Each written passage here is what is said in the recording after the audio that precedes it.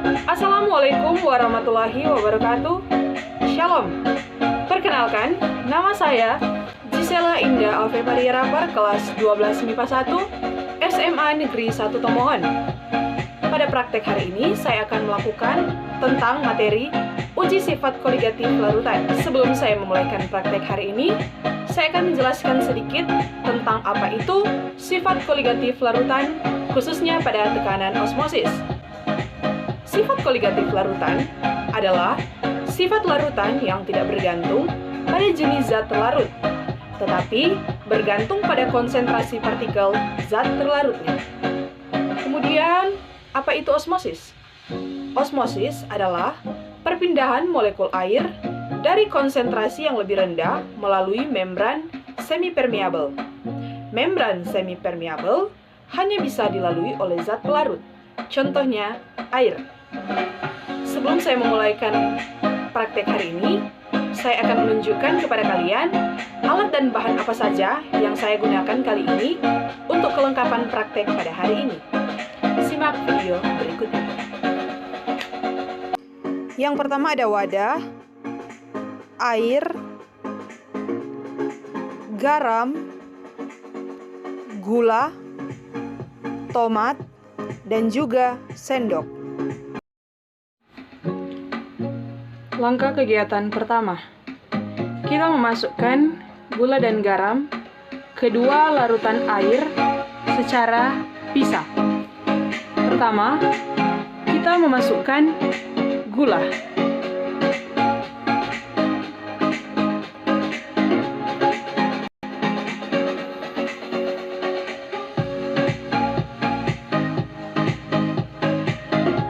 Selanjutnya, kita memasukkan garam.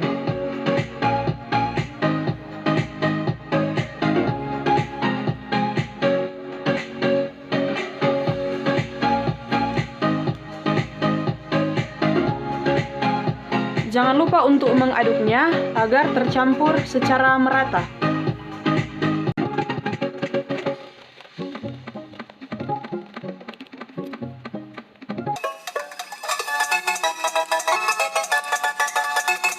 Setelah itu, masukkan tomat kepada 3 larutan tersebut.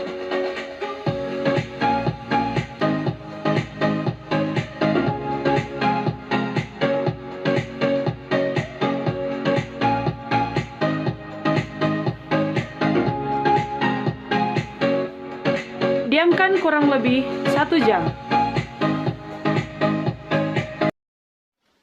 1 jam kemudian setelah perendaman. Setelah didiamkan kurang lebih 1 jam, sekarang kita akan mengecek keadaan tomat setelah direndam.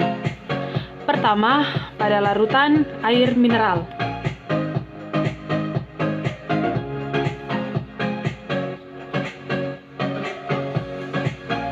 Keadaan tomat pada air mineral setelah direndam kurang lebih 1 jam tidak berubah wujud atau masih padat. Selanjutnya, pada larutan air gula.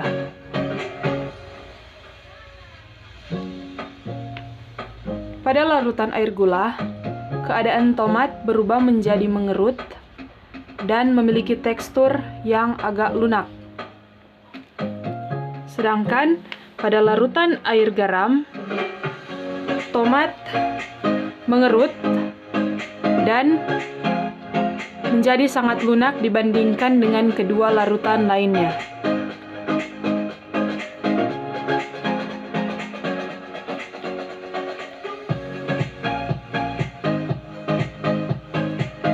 Berdasarkan hasil pengamatan yang saya lakukan, dapat disimpulkan bahwa larutan air tidak mengalami perubahan sehingga disebut isotonis. Jadi, konsentrasi air di dalam dan air di luar tomat sama, sehingga air tidak berpindah kemana-mana. Sedangkan yang berada pada larutan gula dan garam, tomat berubah menjadi lunak dan berkerut. Air yang berada dalam tomat keluar menuju larutan yang lebih pekat. Hal ini disebut peristiwa hipertonis karena konsentrasi partikel zat terlarut di dalam tomat lebih daripada yang berada di luar tomat. Nah, sekarang mengapa tomat lebih lunak dan mengerut saat direndam menggunakan larutan garam? Hal itu dikarenakan gula merupakan larutan non-elektrolit. Jika dilarutkan dalam air, kita akan mendapatkan satu molekul glukosa. Lain hal yang terjadi dengan garam, atau yang kita kenal dengan NaCl, larutan elektrolit. Jika dilarutkan dalam air, maka garam akan terionisasi menjadi Na+ dan Cl-, sehingga jumlah partikel yang dihasilkan lebih banyak dibandingkan dengan larutan non-elektrolit. Jadi intinya, sifat koligatif pada garam lebih banyak dibandingkan yang berada pada gula. Perbedaan model mikroskopik molekul larutan elektrolit dan non-elektrolit dapat dilihat pada gambar berikut ini. Demikian hasil presentasi saya pada hari ini. Saya Gisela Rafa. Jangan lupa pakai masker, stay safe, semangat hebat, bravo!